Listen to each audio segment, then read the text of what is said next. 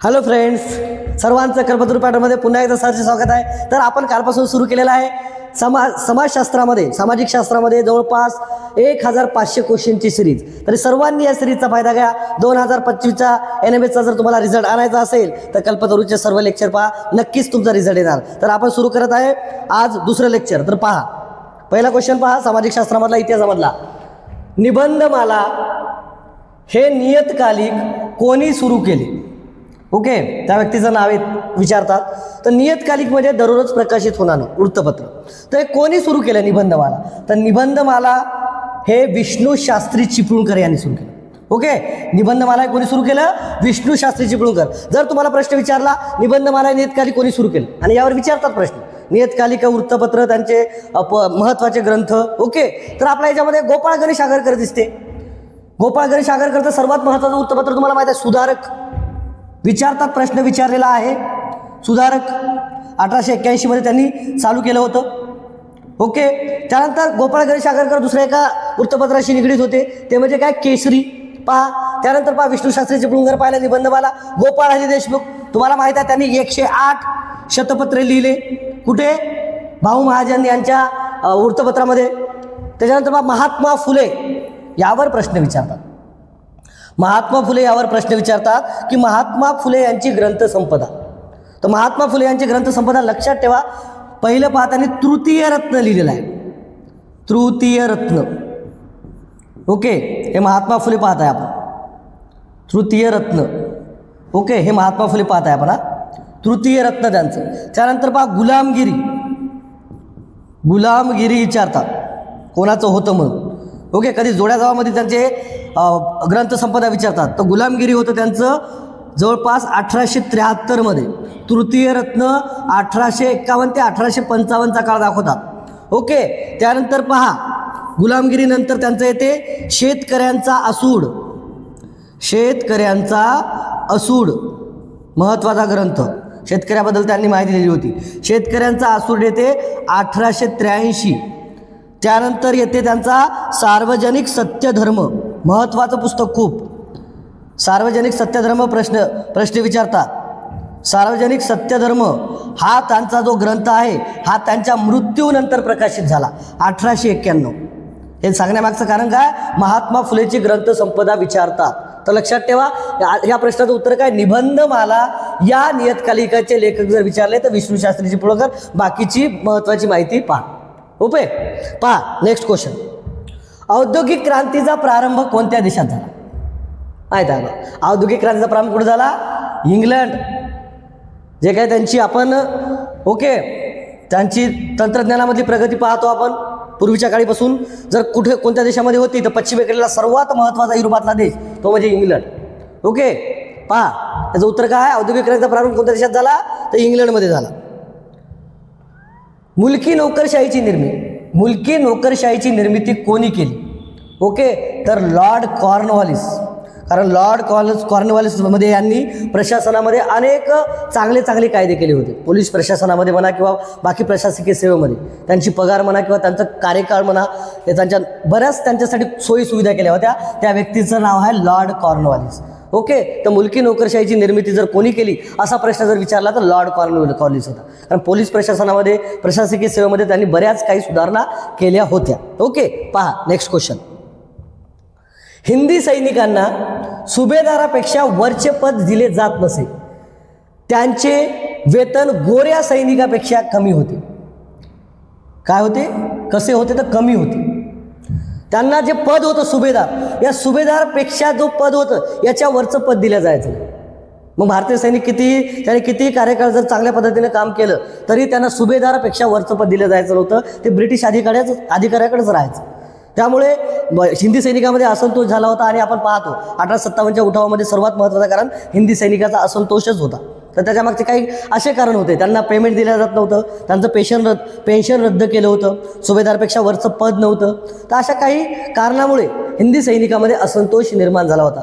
बाकी तत्कालीन कारण पण पाहतो आपण, त्यांच्या एनफिल्ड बंदुकाला गाई आणि डुकराची लावलेली चरबी.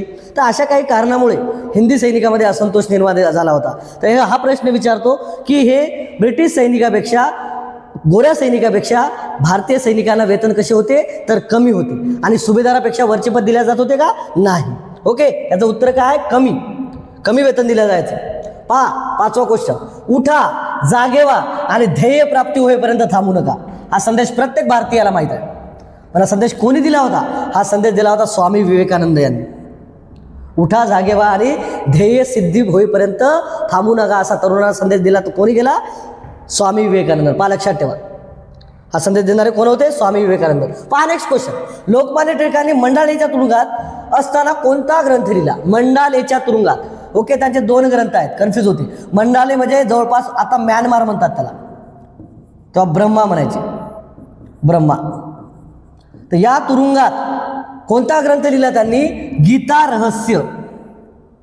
प्रश्न काय विचारला आपल्याला? लोकमान्य टिळकांनी मंडालेच्या तुरुंगात कोणता ग्रंथ लिहिला? तर कोणता लिहिला? गीता रहस्य. The orchid home in the Vedas. हा पण ग्रंथ कोणाचा होता? लोकमान्य टिळकांचा होता, पण ते पुणेमध्ये लिहिला, येरवडा जेलामध्ये. पुणेचं येरवडा जेल माहीत आहे आपल्याला. ओके, येरवडा तुरुंग याच्यामध्ये लिहिला होता त्यांनी. त्यामुळे मंडालेच्या तुरुंगात म्हणलं तर गीता रहस्य, आणि जर येरवडा तुरुंग किंवा पुण्यामध्ये लिहिलेला ग्रंथ जर कोणता असेल, the orchid home in Vedas. Okay, the orchid home in Vedas हा पण लोकमान्य टिळकांचाच होता, पण त्याने ते येरवड्याच्या तुरुंगामध्ये लिहिला होता. आणि जो की मंडालेच्या तुरुंगामध्ये लिहिला होता तो होता गीता रहस्य. बाकी शेतकऱ्यांचा असूड कोणाचा आहे? महात्मा फुले यांचा. ओके, माहिती आहे आपल्याला. हा कोणाचा आहे? महात्मा फुले. लक्षात ठेवा, यावर प्रश्न विचारतात. शेतकऱ्यांचा असूड कोणाचा? महात्मा फुले यांचा. 1883. जालियनवाला बाग हत्याकांडाची चौकशी करण्यासाठी सरकारने कोणते कमिशन नेमले होते? जालियनवाला बाग हत्याकांड आपल्याला माहित आहे. जालियनवाला बाग हत्याकांडाची तारीख आहे 13 एप्रिल 1919. या दिवशी जनरल डायर या व्यक्तीने निष्पाप नागरिकावर, जे की बैसाखी सणानिमित्त बनले होते जालियनवाला बागेमध्ये, त्यांच्यावर काय गोळीबार केला. 1600 फैऱ्या झाल्या आणि त्यामध्ये जवळपास 400 नागरिक मृत्युमुखी पावले. ओके, तर त्यासाठी एक कमिशन नेमलं होतं इंग्रजांनी. जनरल डायरवर एक कमिशन नेमलं होतं की हा दोषी आहे की नाही. तर तो कमिशन होतं कोणतं? हंटर कमिशन या नावाचं. ओके, कशासाठी नेमलं होतं? जालियनवाला बाग हत्याकांडाची चौकशी करण्यासाठी. कोणतं? Hunter commission. सायमन कमिशन पाहतो आपण. सायमन कमिशनचं काय रे? जवळपास 1927 मध्ये नेमलं होतं. ओके, सायमन कमिशन कशासाठी नेमलं होतं? आपल्याला माहित आहे 1919चा जो मॉन्टेग्यू चेम्सफोर्ड कायदा होता, त्यामध्ये भारतीयांना जे काही सुखसुविधा पाहिजे होत्या तर ते मिळू नाही शकल्या, ज्या कायद्यामध्ये पाहिजे होत्या. तर त्यासाठी सरकारने सायमन कमिशन पाठवलं होतं. भारतीयांच्या जे प्रशासनामध्ये काही सोयीसुविधा पाहिजे होत्या सैन्यामध्ये, त्यासाठी एक सायमन कमिशन होतं. ते स्थापन झालं होतं 1927 मध्ये. ओके, आणि सायमन कमिशनमध्ये एकही भारतीय सदस्य नसल्यामुळे त्याला सायमन गो बॅक म्हटलं होतं आपण. ओके, एकही भारतीय सदस्य नव्हता. 7 सदस्य होते त्याच्यामध्ये आणि भारतीय सदस्य एकही नव्हता. त्यानंतर कॅबिनेट मिशन पाहतो आपण 1946चं. ओके, याच्यामध्ये संविधान निर्मितीसाठी आपण कॅबिनेट मिशन केलं होतं. त्याच्यामध्ये अलेक्झांडर, स्टॅफर्ड किप्स असे 3 जण होते. ओके, तर अजून पहा क्रिप्स मिशन तेच क्रिप्सच्या नावावर होतं.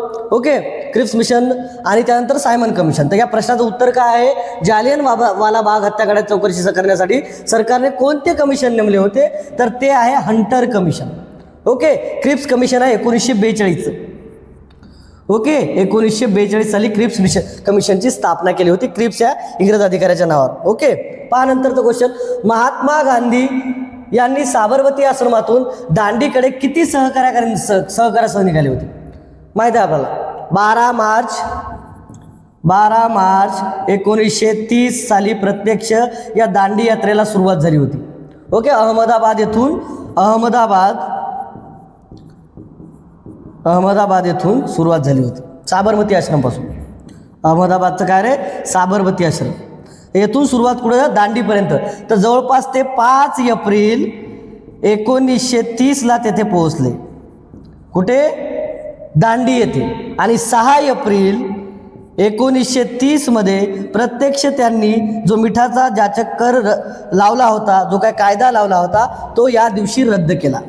ओके, मीठ हातात घेऊन, कारण त्यावेळेस मीठ हे जीवनावश्यक गोष्ट असताना इंग्रजांनी त्याची मक्तेदारी स्वतःकडे ठेवली होती. कारण मीठ फक्त इंग्रजच बनवतील, ते कोणाकडेही अधिकार नव्हते. तर गांधीजीच्या मागणीमध्ये सर्वात महत्त्वाचा हे होता उद्देश की आम्हाला मीठ हे तुम्ही त्याच्यावरचा कर रद्द करा. परंतु इंग्रजांनी ते केले नाही आणि नंतर महात्मा गांधींनी सविनय कायदेभंगाला सुरुवात केली प्रत्यक्ष दांडी येतो. मिठाचा जो जाचक कायदा लावला होता तो मोडण्यासाठी. तर हा कायदा कोणत्या दिवशी मोडला? 6 एप्रिल 1930 साली. तर आपल्याला प्रश्न असा विचारला की महात्मा गांधी साबरमती आश्रमातून दांडीकडे किती सहकार्यासह आले, किती अनुयायी होते त्यांच्यासोबत? तर होते ते 78 अनुयायी. लक्षात ठेवा, किती अनुयायी होते? 78 अनुयायी होते. आणि जे जवळपास आपण अहमदाबाद साबरमती ते दांडी हे जे अंतर पाहतो, हे अंतर होतं 385 किलोमीटरचं. 240 मैलमध्ये विचारलं तर 240 मैल आणि 385 किमी अंतर होतं. हे किती दिवसामध्ये केलं होतं? जवळपास 24 दिवसामध्ये. 24 दिवस लागले होते, 24 ते 25 दिवस. तर महात्मा गांधी साबरमती आश्रमातून दांडीकडे किती सहकार्यांसह निघाले? तर 78. बाकीची माहिती पहा. 5 मार्चपासून 1930 पासून प्रत्यक्ष दांडी यात्रेला सुरुवात झाली. साबरमतीपासून. त्यानंतर 5 एप्रिलला ते पोहोचले. 6 एप्रिलला त्यांनी तो मिठावरचा जो जाचक जो काय नियम लावला होता, जो काय कायदा लावला होता, तो रद्द केला. सत्याग्रह करून. आणि ते किती मैल होतं किंवा किती किमी अंतर होतं? तर 385 किमी अंतर होतं ते. साबरमती ते दांडी यात्रा. पहा नेक्स्ट क्वेश्चन. पहा नेक्स्ट क्वेश्चन. 1942च्या राष्ट्रव्यापी आंदोलनाला कोणत्या नावाने ओळखले जाते? 1942च्या राष्ट्रव्यापी आंदोलनाला कोणत्या नावाने ओळखले जाते? तर कोणतं? ऑगस्ट क्रांती. चले जाऊ, चळवळ पाहतो आपण. करेंगे या मरेंगे. तर कोणता? 1942 मध्ये. त्याला कोणतं म्हणतात? ऑगस्ट क्रांती. असहकार पाहतो आपण 1920 ते 1922. होमरूल चळवळ पाहतो आपण 1916. याच्यामध्ये आपण होमरूल चळवळीमध्ये 2 व्यक्ती खूप महत्त्वाच्या आहेत. होमरूल चळवळीमध्ये पहा, विचारता होमरूल पर्व म्हणा, चळवळ म्हणा, कोण आहे याच्यामध्ये? सर्वात महत्त्वाचा लोकमान्य टिळक. लोकमान्य टिळक यांनी मुंबई व्यतिरिक्त महाराष्ट्र, कर्नाटकामध्ये हे बरंच याच्याबद्दल कार्य केलं. या होमरूल चळवळीमध्ये महाराष्ट्र, कर्नाटक, मध्य प्रांत, म्हणजे मध्य प्रांत. आणि नंतर एक महत्त्वाचं नाव येतं होतं, ते म्हणजे ॲनी बेझंट. याच्यावर प्रश्न विचारतात. बेझंट. तर यांनी बाकीच्या उर्वरित भारतामध्ये कार्य केलं. उत्तरेकडला भारत म्हणा किंवा पंजाब या ठिकाणी सिंध प्रांत. सिंध प्रांत, बिहार. उत्तरेकडला भाग भारताकडील. उत्तरेकडे. तर यांनी हे काम केलं. काय? होमरूल पर्व, होमरूल चळवळीचं कार्य केलं. तर होमरूल चळवळ म्हणजे भारतीयांना स्वराज्य मिळवून दिले, भारतीय नागरिकांमध्ये काय स्वातंत्र्य चळवळ हे करणे, जागृत करणे, हे या होमरूल चळवळीचं महत्त्वाचं काम होतं. तर का पहा, 1942च्या राष्ट्रव्यापी आंदोलनाला कोणत्या नावाने ओळखले जाते? तर ऑगस्ट क्रांती, जे 1942 मध्ये झाली होती. चले जाऊ चळवळ म्हणू आपण, करेंगे मरेंगे, अशा काही घोषणा दिल्या होत्या त्यावेळेस. यानंतर पहा, स्वातंत्र्य संग्राम. याचा जवळपास कार्यकाळ हा 1857 ते 1947 पर्यंत पकडला जाते, पर्टिक्युलर नाही आहे. पहा नेक्स्ट क्वेश्चन. पुणे येथे प्लेग कमिशनर रँडचा वध कोणी केला? पहा प्रश्न विचारतात. रँडचा वध कोणी केला? चाफेकर बंधू. का वध करायला लागला याचा? कारण प्लेगच्या नावाखाली जवळपास 1897 ते 98 मध्ये हा प्लेग आला होता. 98 मध्ये हा प्लेग आला होता. आणि जो की हा अधिकारी नेमला होता प्लेगचं निवारण करण्यासाठी, तर हा अधिकारी जवळपास कोणाच्याही घरामध्ये जात पुण्यामध्ये आणि त्यातली तोडफोड करत, त्यातलं बरंच साहित्यही घेत, आणि अशावरून बराच त्याचा मानसिक त्रास लोकांना झाला. कारण प्लेग हे खूप भीषण रोग होता आणि त्यावेळेस त्याने खूप भारतीयांना त्रास झाला पुण्यामध्ये. त्यामुळं हा चाफेकर बंधू यांनी चिडून त्याची हत्या केली. कोणाची? Plague commissioner रँडची. चाफेकर बंधू म्हणजे कोण? दामोदर चाफेकर, दामोदर हरी चाफेकर, दामोदर चाफेकर आणि बाळकृष्ण चाफेकर. पहा लक्षात ठेवा, चाफेकर बंधू म्हणजे कोण? हे दोघं जण बाळकृष्ण चाफेकर. ओके, तर यांनी कोणाची हत्या केली रे? प्लेग कमिशनर रँड. कुठे गेली? पुणे येथे. ओके, कारण हा प्लेगच्या नावावरून भारतीयांना खूप त्रास देतात. पुण्यामधील नागरिकांना खूप त्रास दिला आहे. ओके, त्यामुळे त्या रागाच्या त्वेषातून दामोदर चाफेकर आणि बाळकृष्ण चाफेकर यांनी काय केलं? या गड्याचा याला मारून टाकलं, चाफेकर बंधूला. ओके, पहा नंतर नेक्स्ट क्वेश्चन पहा. महाराष्ट्रातील शेतकऱ्यांनी जमीनदार व सावकार यांच्या अत्याचाराविरोधात कोणत्या वर्षी मोठा उठाव केला? 1875. पाहतो आपण. ओके, कारण जमीनदार आणि सावकारांनी शेतकऱ्यांची खूप पिळवणूक केली होती. सावकार कर्ज देत, शेतकरी ते कर्ज फेडू शकत नव्हते आणि त्यातून सावकार त्या जमिनीचा ताबा स्वतः मिळत असे. ओके, त्यामुळे बराच म्हणजे अन्याय अत्याचार हा झालेला आहे. भारतातील प्रत्येक प्रांतामध्ये शेतकऱ्यांना हा अन्याय सहन करावा लागला. पण आपल्याला प्रश्न आहे महाराष्ट्रातील शेतकऱ्यासंबंधित. तर हा उठाव कुठे झाला होता? 1875 मध्ये. कोणत्या साली? तर कुठे झाला होता? हा पश्चिम महाराष्ट्रामध्ये दिसते आपल्याला मोठा उठाव, पश्चिम महाराष्ट्र. ओके, पश्चिम महाराष्ट्र म्हटलं कुठं? हा जवळपास पुणे म्हणा, पुणे या भागामध्ये, सातारा, सांगली. ओके, सातारा, सांगली, कोल्हापूर,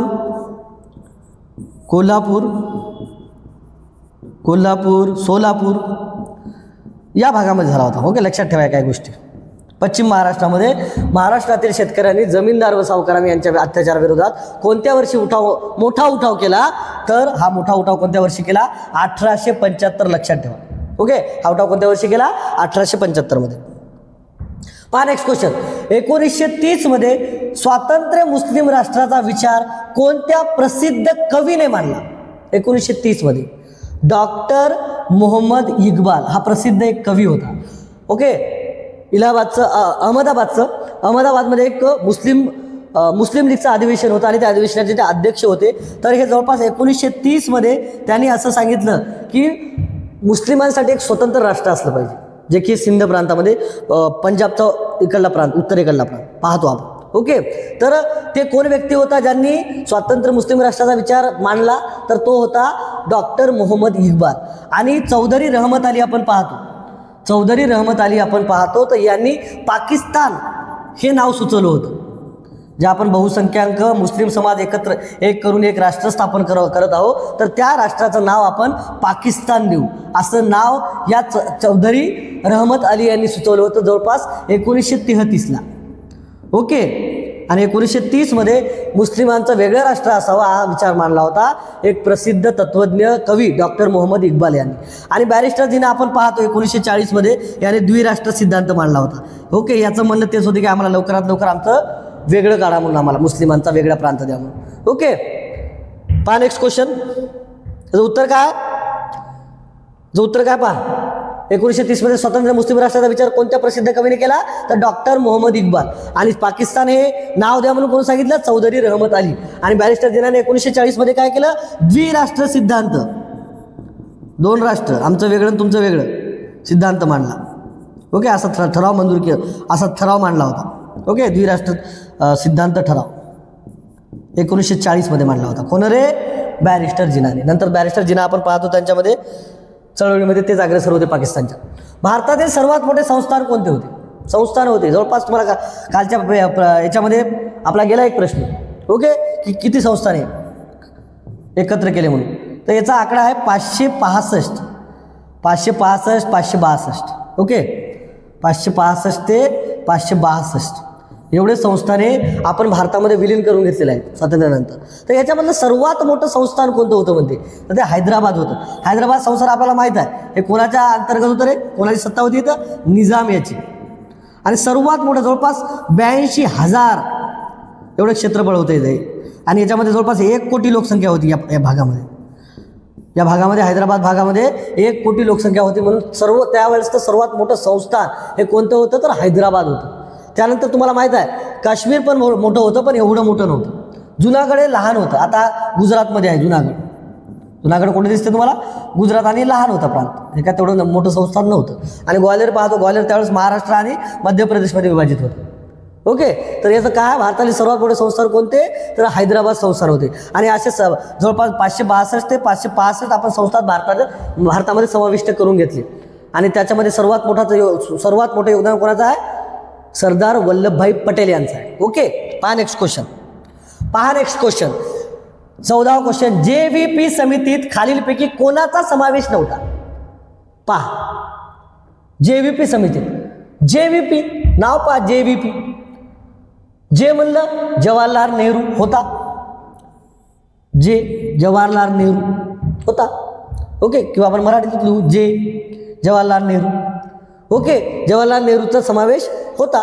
नंतर पहा व्ही वल्लभभाई पटेलचा समावेश होता. त्यानंतर P Pattabhi Sitaramayya. Okay, P Pattabhi Sitaramayya आणि व्ही ओके वल्लभभाई पटेल. तर JVP समिती यांच्या इनिशियल याच्यावरून प्रथम नाव ठेवलं होतं ते जवाहरलाल नेहरू, ओके, वल्लभभाई पटेल आणि पट्टाभी सीतारामय्या याच्यावरून त्या नावावरून होती. जवळपास ही कशासाठी झाली होती?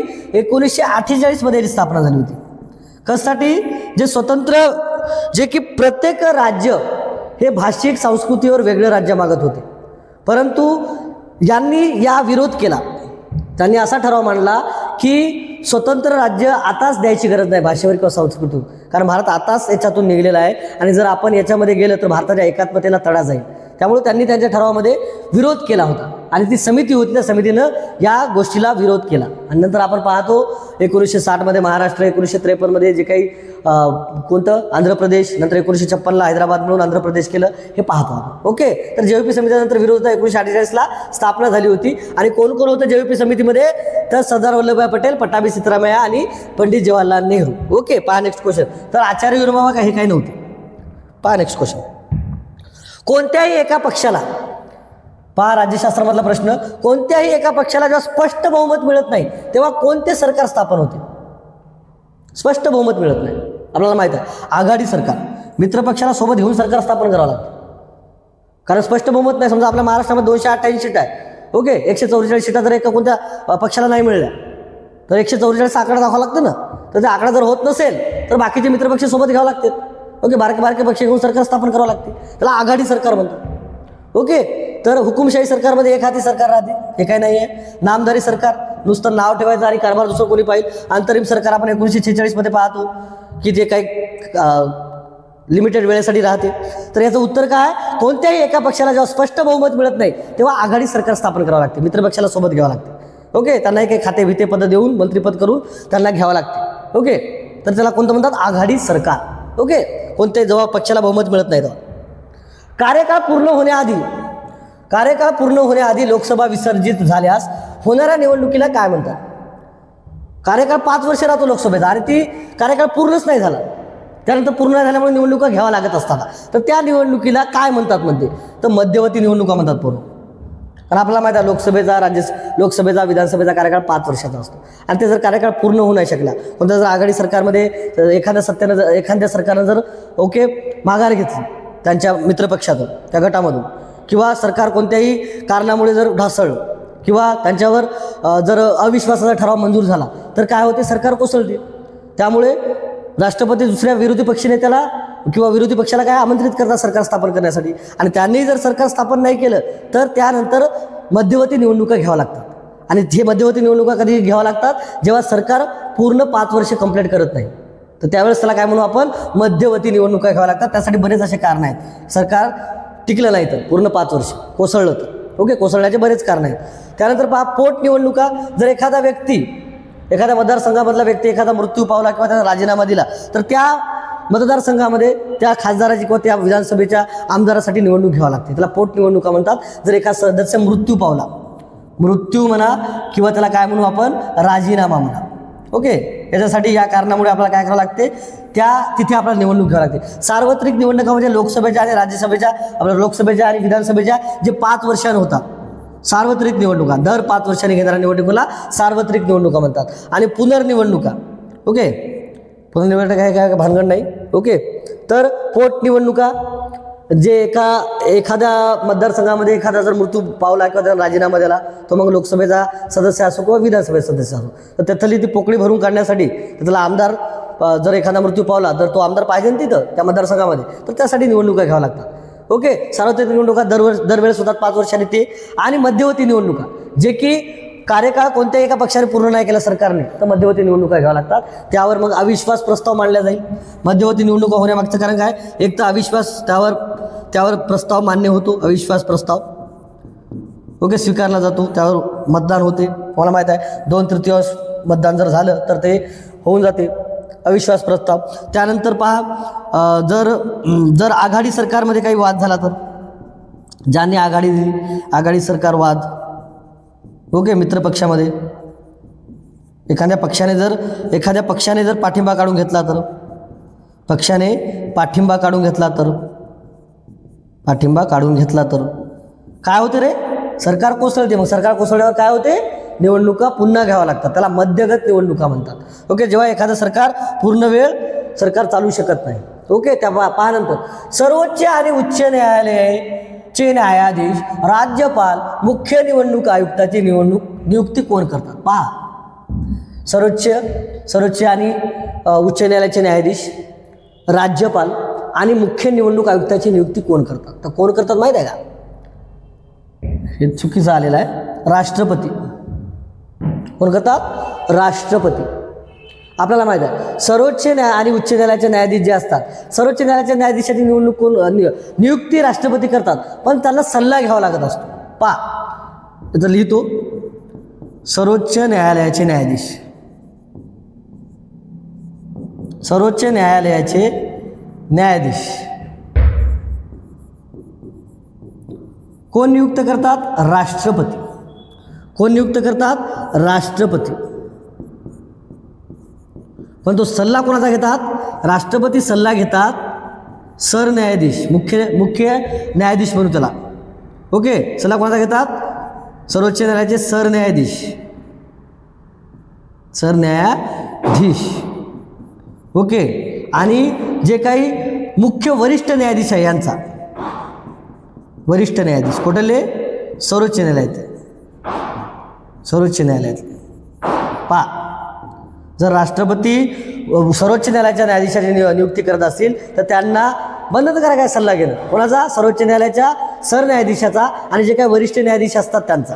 पहा नंतर विचारलेलं आहे उच्च न्यायालय. तर उच्च न्यायालयाची नियुक्ती कोण करतात, न्यायाधीशाची राष्ट्रपतीच करतात. तर उच्च न्यायालयासाठी ते कोणाचा सल्ला घेतात, उच्च न्यायालयातील न्यायाधीशासाठी ते कोणाचा सल्ला घेतात. पहा, संबंधित ज्या न्यायालयामध्ये करत आहेत त्या राज्याच्या राज्यपालाचा, राज्यपाल ओके, राज्यपाल महत्त्वाचा इथं. त्यानंतर सर्वोच्च न्यायालयाचे सरन्यायाधीश, त्यानंतर त्या उच्च न्यायालयाचे मुख्य न्यायाधीश ओके. म्हणजे जर महाराष्ट्रातल्या उच्च न्यायालयामध्ये स्थापना करायची असेल तर ही प्रोसेस करावं लागेल. कोणाला, राष्ट्रपतीला. त्या संबंधित राज्याच्या म्हणजे महाराष्ट्राच्या राज्यपालाला विचारावं लागेल ओके. देशाच्या सर्वोच्च न्यायालयाच्या सरन्यायाधीशाला विचारावं लागेल. आणि जे काही मुंबई उच्च न्यायालय आहे तर मुंबई उच्च न्यायालयाच्या मुख्य न्यायाधीशाला, म्हणजे महाराष्ट्रामध्ये सांगावं मी, बॉम्बे उच्च न्यायालयामध्ये जर आपल्याला एखाद्या म्हणजे न्यायाधीशाची नियुक्ती करायची झालं तर राष्ट्रपती या पद्धतीमध्ये करते. तसेच राष्ट्रपती अजून कशाची नियुक्ती करतात, राज्यपाल ओके. केंद्रामधून राज्यपालाची नियुक्ती हे राष्ट्रपती करत असतात ओके. आणि निवडणूक आयुक्ताची पण कोण करतात, हे कलम 324 नुसार निवडणूक आयोग राहते ओके. आणि याची काय पाहू आपण, निवडणूक आयुक्ताची नियुक्ती कोण करतात, तर राष्ट्रपतीच करतात. हे महत्त्वाचे खाते जे काय आहेत याची नियुक्ती कोण करत असतात, राष्ट्रपती. पहा लक्षात ठेवा, हे राष्ट्रपती करतो. बरं, कोणकोणत्या सल्ल्याने करतो, सर्वोच्च न्यायालयामध्ये करायचं झालं तर काय आहे आणि उच्च न्यायालयामध्ये करायचं झालं तर कोणाचे सल्ले घेतो, हे लक्षात ठेवा, कारण यावर प्रश्न विचारतात. किचकट राहतील ती. महाराष्ट्र विधानमंडळाचे हिवाळी अधिवेशन कुठं आहे रे, नागपूरमध्ये आहे ना. आणि 1953च्या नागपूर करारानुसार त्यांचं म्हणणं होतं की आम्हाला जर नागपूर महाराष्ट्रामध्ये घ्यायचं असेल, मराठी याच्यामध्ये प्रांतामध्ये, तर नागपूरमध्ये तुम्हाला एक हिवाळी अधिवेशन ठेवावं लागेल. तर नागपूरमध्ये काय होते, हिवाळी अधिवेशन. बाकी तुम्ही पाहतो आर्थिक अधिवेशन, अर्थसंकल्पाचं अधिवेशन म्हणा किंवा पावसाळी अधिवेशन, तर कुठं होते, ते मुंबईमध्ये होते. आणि हिवाळी अधिवेशन बंधनकारक आहे, कारण पहिले नागपूर हा भाग कुठं होता, मध्य प्रांतामध्ये होता. पहिले नागपूर कुठं होतं रे, नागपूर पहिले मध्य प्रांतामध्ये होतं पोरो. हां, त्यामुळे नागपूरला महाराष्ट्रामध्ये घेण्यासाठी, मराठी इकडे घेण्यासाठी, तर त्यांना आपण त्या करारानुसार सांगितलं की आम्हाला तुम्ही ओके, अधिक स्वायत्तता द्या. तर त्यासाठी आम्हाला हिवाळी अधिवेशन नागपूरला घ्या आणि त्या अधिवेशनामध्ये विदर्भाचे प्रश्न मांडले पाहिजे, विदर्भाच्या ओके विकासासाठी. तर असं म्हणून त्या एका अटीवर आपण नागपूरला, त्या नागपूरचा मराठी भाग होता मराठी भाषिकाचा, तो आपल्या याच्यामध्ये घेतलेला आहे महाराष्ट्रामध्ये. ओके, तर आपण पाहतो त्यानंतर नागपूर ही मध्य प्रदेशची राजधानी होती. ओके, 1960च्या आधी महाराष्ट्रामध्ये नागपूर घ्यायच्या आधी. तर ते अधिवेशन कुठं होते रे? हिवाळी अधिवेशन. तर हिवाळी अधिवेशन होते नागपूरला, लक्षात ठेवा.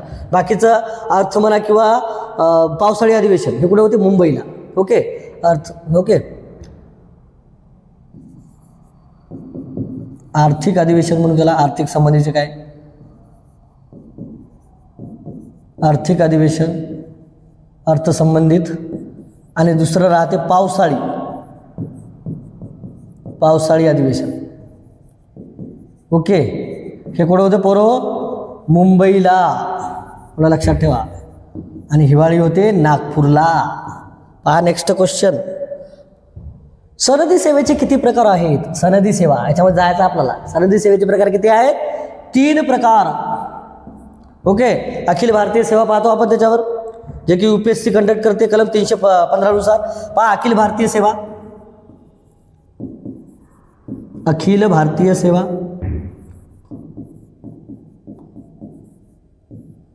अखिल भारतीय सेवा कोण येते सर याच्यामध्ये? एक येते IAS, इंडियन ॲडमिनिस्ट्रेटिव्ह सर्व्हिस, याला काय म्हणतो? भारतीय प्रशासकीय सेवा. भारतीय प्रशासकीय सेवा. अजून कोण येते सर याच्यामध्ये? याच्यावर येते IPS, इंडियन पोलीस सर्व्हिस, भारतीय पोलीस सेवा, भारतीय पोलीस सेवा. आणि IFS, IFOS, Indian forest service, भारतीय वन सेवा.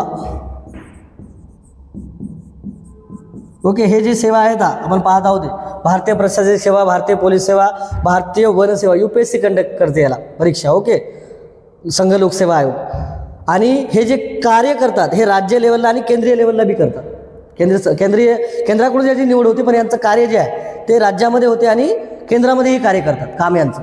पण दुसरी जी सेवा येते सनदी सेवेमध्ये ती येते कोणती माहीत आहे का? ती येते केंद्रीय सेवा. केंद्रीय सेवा याच्यामध्ये येते पोरो IFS. IFS वेगळा, हे IFS वेगळा. ओके, इंडियन म्हणजे याला फॉरेन सर्व्हिस म्हणू आपण. भारतीय परराष्ट्र सेवा, भारतीय परराष्ट्र सेवा. ओके, आणि एक येते IRS, महसूल विभागाची, भारतीय महसूल सेवा, इंडियन रेव्हेन्यू सर्व्हिस, भारतीय महसूल संबंधित. ओके, सेवा. नंतर 3 नंबरला येते राज्य सेवा. कोण येते बरोबर? राज्य सेवा आपल्याला द्यायची आहे ती राज्य सेवा. हे कसं, कोणत्या कलमामध्ये आहे संविधानाच्या? 315 कलमामध्ये आहे. 315 कलमनुसार UPSC आणि MPSC म्हणतो आपण त्याला, UPSC MPSC. ओके, ते पाहतो आपण. राज्यसेवेमध्ये कोण येते सर्वात महत्त्वाचं? याच्यामध्ये येते उपजिल्हाधिकारी. उपजिल्हाधिकारी. नंतर येते तुम्हाला block development officer. Okay, BDO. Okay, आणि 4 येते आपलं 3 नंबरला येते याच्यामध्ये तहसीलदार. तालुक्याचा महसूल अधिकारी म्हणतो त्याला आपण. ओके, ब्लॉक डेव्हलपमेंट ऑफिसर राहते. गट विकास अधिकारी म्हणतात त्याला मराठीमध्ये. काय म्हणतात? गट विकास अधिकारी. गट विकास अधिकारी. पहा 3 सेवा आहेत सनदी सेवामध्ये. पहिली आहे अखिल भारतीय सेवा, आणि हे अखिल भारतीय सेवेमध्ये IAS, IPS, IFS, भारतीय वन सेवा म्हणा, भारतीय पोलीस सेवा म्हणा आणि भारतीय प्रशासकीय सेवा हे केंद्रामध्ये काम करतात, राज्यामध्ये काम करतात. पण केंद्रीय सेवा जी आहे, कोणती केंद्रीय सेवा? IFS आणि IRS. तर हे सेवा फक्त केंद्रामध्येच काम करतात, राज्यामध्ये नाही.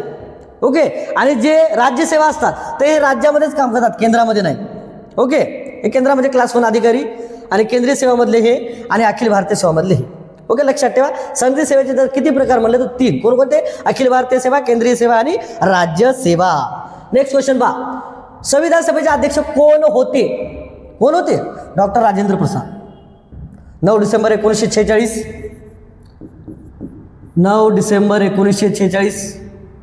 ओके, संविधान सभेचं पहिलं अधिवेशन, पहिले अधिवेशन विचारतात, पहिले अधिवेशन. आणि या अधिवेशनाचे अध्यक्ष सचिंद्रनाथ सन्याल होते. कोण अध्यक्ष होते पहिले याचे? सचिंद्रनाथ सन्याल,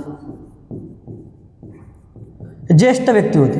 पण जेव्हा 11 डिसेंबरला अधिवेशन झालं नंतर, तर तेव्हा आपण संविधान सभेचे अध्यक्ष कोण ठेवलं रे? कोणाला केलं?